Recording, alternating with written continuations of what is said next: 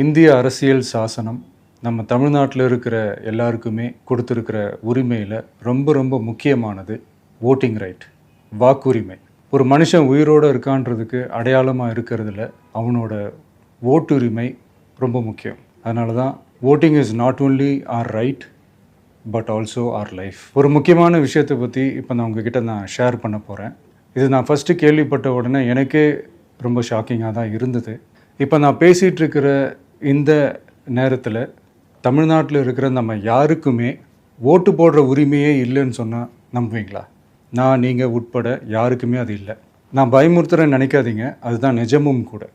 கொஞ்சம் ஏமாந்தால் நம்மளை மாதிரியே இன்னும் லட்சக்கணக்கான பேருக்கும் இதே நிலைமை தான். ஓட்டு போடுற அந்த உரிமையே இல்லாத மாதிரி ஒரு நிலைமை வந்தாலும் வரலாம். இதுக்கு மெயின் ரீசன் அந்த எஸ்ஐஆர், ஸ்பெஷல் இன்டென்சிவ் ரிவிஷன், சிறப்பு தீவிர திருத்தம். இப்போது இந்த எஸ்ஐஆர் நம்ம தமிழ்நாட்டில் எப்படி ஒர்க் ஆக போகுது? கடந்த ஜனவரி மாதம் எடுத்த அந்த கணக்கெடுப்பில் 6,36,00,000 வாக்காளர்கள் நம்ம தமிழ்நாட்டில் இருக்கிறாங்க. ஆனால் அவங்க யாருக்குமே இந்த ஓட்டு போடுற உரிமையே இல்லை. அந்த பிஎல்ஓன்னு சொல்லுவாங்க, பூத் லெவல் ஆஃபீஸர்ஸ், வாக்குச்சாவடி நிலை அலுவலர். அவங்க தான் வீடு வீடாக போய் அந்த ஃபார்மை கொடுப்பாங்க. அதை நம்ம ஃபில்அப் பண்ணி கொடுக்கணும். அதை தேர்தல் ஆணையம் அதை எடுத்துகிட்டு போய் அதை ஸ்க்ரூட்டினைஸ் பண்ணி அது எல்லாமே கரெக்டாக இருக்கான்னு செக் பண்ணி பார்த்ததுக்கப்புறம் அந்த வாக்காளர் பட்டியலை வெளியிடுவாங்க. அந்த வாக்காளர் பட்டியலில் நம்ம பேர் இருக்கணும், அப்போ தான் நம்மளால் ஓட்டு போட முடியும். அந்த புது பட்டியல் வர்ற வரைக்கும் நம்ம வாக்காளர்களான்றது அது உறுதியே செய்ய முடியாது.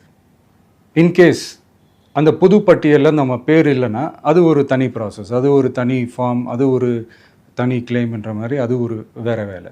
ஸோ இந்த மாதிரி நிறையா சிரமங்கள் குழப்பங்கள் இருக்கிறதுனால மக்களுக்கு இது மேலே ஒரு கன்ஃபியூஷன் ஒன்று இருக்குது. இது என்ன வெரிஃபிகேஷனா இல்லை ஒரு மறைமுக ரீரெஜிஸ்ட்ரேஷனா இல்லை இது ஒரு நியூ ரெஜிஸ்ட்ரேஷன் மாதிரியே தானா அப்படின்ற மாதிரி நிறைய கன்ஃபியூஷன் இருக்குது. அவங்க செய்ய வேண்டியதெல்லாம் ஒன்று தான்.